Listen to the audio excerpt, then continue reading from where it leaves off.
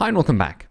In this video, I just wanted to give you a small tidbit of extra info regarding arguments and parameter naming. Remember, object-oriented programming is used to help conceptualize the interactions between objects. And between parts of your system. So when you have a student, now you know that you can interact with something that represents a student. If you had a movie class, you'd know that you can interact with something that represents a movie. So let's define this movie. Remember, we've got class, then we've got the name of the class, a colon, and then we can define functions underneath it.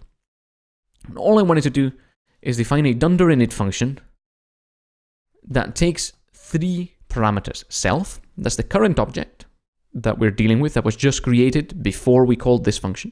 Name and year, those are two parameters. Then what we're going to do is say self.name is name, self.year is year.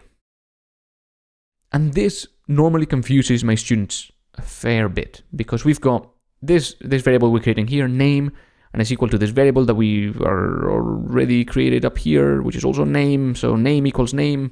What is going on? This name here, remember, it's not a variable.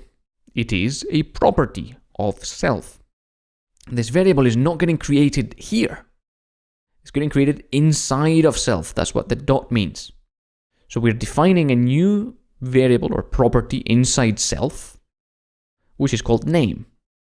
And that is equal to the value of name variable that exists in the current scope, this function. That's this parameter here.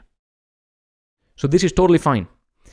Where now our object is going to have a property name, just like our student had, and its value is equal to this parameter here. These are two entirely distinct parts of our code and parts of the structure of classes and objects.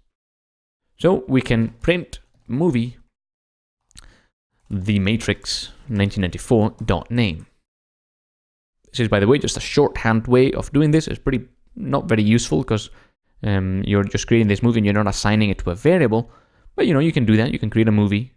You can print out its name. You can run it. You get the matrix out. Okay.